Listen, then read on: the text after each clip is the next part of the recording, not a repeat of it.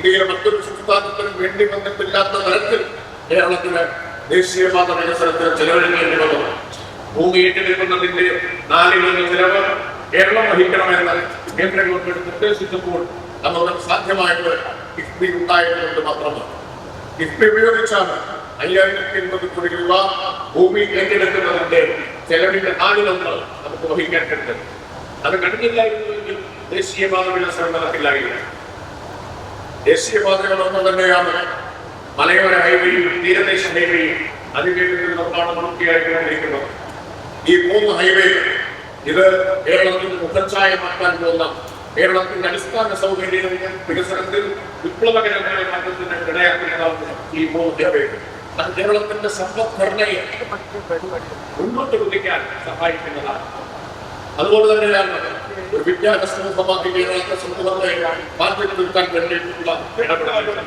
കേരളത്തിന്റെ ഏറ്റവും വലിയ ആസ്തിയുന്നത് മനുഷ്യവിഭവശേഷിയാണ്. പാരിസ്ഥിതികമായ പ്രശ്നങ്ങളുള്ളതുകൊണ്ട് തന്നെ അതുകൊണ്ടാണ് കേരളത്തിന്റെ ഏറ്റവും അനുകൂല ഘടകമായിട്ടുള്ള മനുഷ്യവിഭവശേഷി ഉപയോഗിച്ച് വിജ്ഞാനാധിഷ്ഠിത സമ്പദ്ഘടന കെട്ടിപ്പടുക്കാൻ വിജ്ഞാന സമൂഹമാക്കി കേരളത്തെ മാറ്റാനുള്ള ശ്രമങ്ങൾക്ക് ഈ ഗവൺമെന്റ് നേതൃത്വം കൊടുക്കുന്നത്. ഇന്ത്യയിൽ ആദ്യത്തെ ഡിജിറ്റൽ യൂണിവേഴ്സിറ്റി കേരളമാണ് ആരംഭിച്ചത്. ഇന്ത്യയിൽ ആദ്യത്തെ ഡിജിറ്റൽ സയൻസ് പാർക്ക് ഈ കേരളത്തിൽ നാം ആരംഭിക്കുകയുണ്ടായി. 3 സയൻസ് പാർക്കുകൾ കൂടി വരികയാണ്. ഉന്നത വിദ്യാഭ്യാസ രംഗത്ത് ഈ ഗവൺമെന്റിന്റെ കാലത്ത് നടത്തിയ വൻതോതിലുള്ള മുതൽമുടക്ക് കേരളത്തിലെ ഉന്നത വിദ്യാഭ്യാസ മേഖലയിൽ തിളക്കമാർന്ന നിലയിൽ അടയാളപ്പെടുത്താൻ സഹായിക്കുകയുണ്ടായി. കേരളത്തിലെ പ്രധാനപ്പെട്ട സർവകലാശാലകളെല്ലാം ദേശീയ തലത്തിൽ മികച്ച റാങ്കിംഗ് കരസ്ഥമാക്കിയത് ഈ കാലയളവിലാണ്. കേരള സർവകലാശാല AA+ റാങ്കിംഗ് കരസ്ഥമാക്കി. MGL യൂണിവേഴ്സിറ്റി AA+ റാങ്കിംഗ് കരസ്ഥമാക്കിയത് മാത്രമല്ല, അമേരിക്കയിലെ ടൈം മാഗസിനിന്റെ ലോകത്തിലെ ഏറ്റവും മികച്ച 500 യൂണിവേഴ്സിറ്റികളുടെ ഗണത്തിൽ MGL യൂണിവേഴ്സിറ്റിക്ക് ഇടം പിടിക്കാൻ കഴിഞ്ഞു. ഇന്ത്യയിൽ നിന്ന് ബാംഗ്ലൂരിലെ ഇന്ത്യൻ ഇൻസ്റ്റിറ്റ്യൂട്ട് ഓഫ് സയൻസ് കഴിഞ്ഞാൽ പിന്നെ ഇടം കിട്ടിയ ഏക യൂണിവേഴ്സിറ്റി കേരളത്തിലെ MGL യൂണിവേഴ്സിറ്റിയാണ്. ഇന്ത്യയിലെ ഏറ്റവും മികച്ച 100 കോളേജുകൾ NIRF റാങ്കിങ്ങിൽ ആ 100 16 കേരളത്തിൽ നിന്നുള്ള കോളേജുകളാണ്.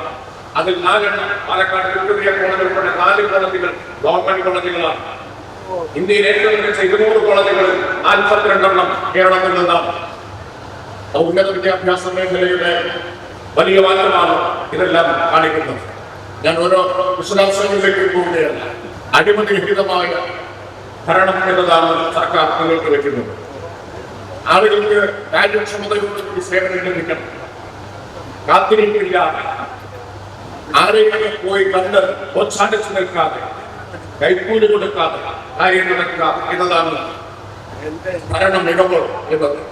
കേരളത്തിൽ തദ്ദേശ സ്വയംഭരണ സ്ഥാപനങ്ങളിൽ നടപ്പിലാക്കിയ K-സ്മാർട്ട് സോഫ്റ്റ്വെയറും K-സ്മാർട്ട് മൊബൈൽ ആപ്ലിക്കേഷനും ഇന്ത്യയിൽ ആദ്യമായി തദ്ദേശ സേവനങ്ങളെ പൂർണ്ണമായും ഓൺലൈനാക്കി മാറ്റിയിരിക്കുകയാണ്.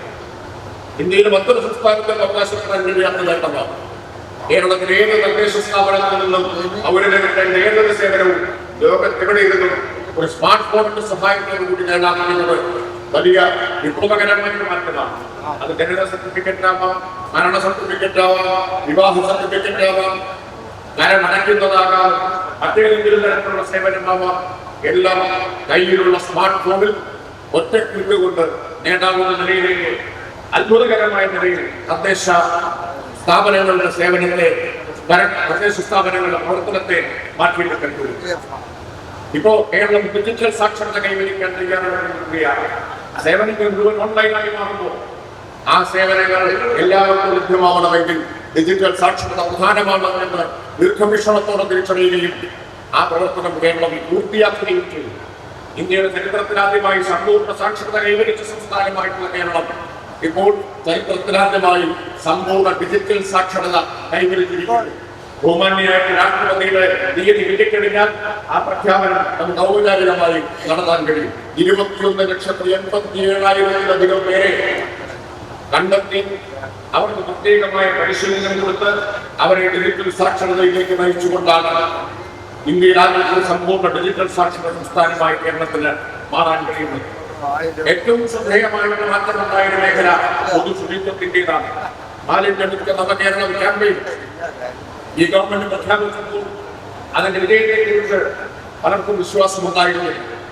ആ ബ്രഹ്മപുരത്ത് തീർപ്പിടുത്തതിന് ശേഷമാണ് ഒരു പുതിയ ക്യാമ്പയിൻ എന്ന നിലയിൽ ഈ ലക്ഷ്യം കൊണ്ടുപോയിട്ടുള്ള സർക്കാർ മുന്നോട്ട് വന്നത്. ബ്രഹ്മപുരത്തെ പൂങ്കാവനമാക്കി മാറ്റുമെന്ന് പ്രഖ്യാപിച്ചപ്പോൾ ബ്രഹ്മപുരം താപത്തിനെ കേരളത്തിൽ മുഴുവൻ വൃത്തിയാക്കുന്നതിനുള്ള അവസരമാക്കി മാറ്റുമെന്ന് പ്രഖ്യാപിച്ചപ്പോൾ അവർക്ക് വിശ്വാസമുണ്ടായിട്ടുണ്ട്. എന്നാൽ ആ വാക്കും ബ്രഹ്മപുരത്തിൽ നിന്ന് തുടങ്ങിയെന്ന് മാത്രമല്ല, കേരളത്തിൽ മുഴുവൻ ദൃശ്യമാണ്. 110 ഏക്കറിൽ വ്യാപിച്ചു കിടന്ന കേരളത്തിലെ ഏറ്റവും വലിയ ടംസൈറ്റ്, ഏറ്റവും വലിയ മാലിന്യമല, അത് ഏറെക്കുറെ പൂർണ്ണമായി ഇപ്പോൾ നീക്കം ചെയ്ത് കഴിഞ്ഞിരിക്കുന്നു. അവിശ്വസനീയം എന്ന് കരുതിയത് സാധ്യമാക്കുന്ന ഒരു ഗവൺമെന്റായി ഈ ഗവൺമെന്റ് മാറിയത് അങ്ങനെയാണ് ജനങ്ങൾ തിരിച്ചറിയുന്നത്. ഒരിക്കലും മാറ്റാൻ കഴിയാത്തത് എന്ന് കരുതിയത് മാറ്റാൻ കഴിഞ്ഞ് ബ്രഹ്മപുരം വീണ്ടെടുക്കാൻ കഴിഞ്ഞു. അക്ഷരാർത്ഥത്തിൽ ഇന്ന് അതൊരു പൂങ്കാവനമായി മാറിയത് മാത്രമല്ല, കേരളത്തിൽ ആദ്യത്തെ കംപ്രസ് ബയോഗ്യാസ് പ്ലാന്റ് ബ്രഹ്മപുരത്ത് പണി പൂർത്തിയായി കഴിഞ്ഞിരിക്കുന്നു. ഏതാനും ആഴ്ചകൾക്കകം അതിന്റെ ഉദ്ഘാടനം നടത്താൻ കഴിയുന്ന സ്ഥിതി വന്നിരിക്കുന്നു. 100 കോടി രൂപ ചെലവിൽ നിർമ്മിച്ച കംപ്രസ് ബയോഗ്യാസ് പ്ലാന്റ്. അതേമാതിരി കേരളത്തിലെ 7 നഗരങ്ങളിൽ കൂടി കംപ്രസ് ബയോഗ്യാസ് പ്ലാന്റ് വരികയാണ്. കേരളത്തിലെ 1034 തദ്ദേശ സ്ഥാപനങ്ങളിൽ 1027 തദ്ദേശ സ്ഥാപനങ്ങൾ ശുചിത്വത്തിന്റെ 13 മാനദണ്ഡങ്ങൾ കൈവരിച്ചുകൊണ്ട് മാലിന്യമുക്തമായി പ്രഖ്യാപിച്ചു. ഇനി മാലിന്യത്തിൽ ഒട്ടേറെ മുന്നോട്ട് പോകാനുണ്ട്. പക്ഷേ കൈവരിച്ച നേട്ടം അഭിമാനകരമാണ്.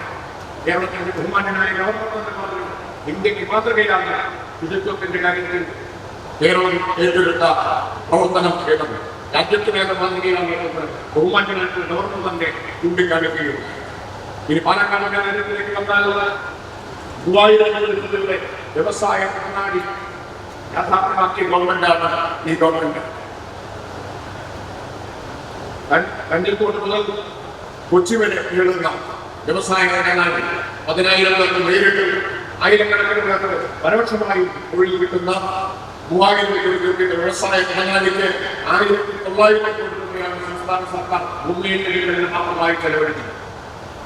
2000 ഭൂമി ഇതിനു വേണ്ടി ഏറ്റെടുത്തു കഴിഞ്ഞു. എല്ലാ അനുമതികളും നേടിക്കഴിഞ്ഞു. 4 വർഷത്തിൽ കടക്കുമ്പോൾ കേരളത്തിലെ സർക്കാർ പാലക്കാടിന് നൽകിയിട്ടുള്ള സമ്മാനമാണ് പാലക്കാടിന് ഇന്ത്യയുടെ തന്നെ വ്യവസായ ഭൂപടത്തിൽ അടയാളപ്പെടുത്താൻ സഹായിക്കുന്ന വ്യവസായ കണ്ണാടി എന്നത്. ഇങ്ങനെ എല്ലാ മേഖലയിലും അഭിമാനകരമായിട്ടുള്ള നേട്ടങ്ങൾ, തിളക്കമാർന്ന നേട്ടങ്ങൾ കൈവരിച്ചുകൊണ്ടാണ് LDF സർക്കാർ അതിന്റെ 4ാം വർഷത്തിലേക്ക് പ്രവേശിക്കുന്നത്.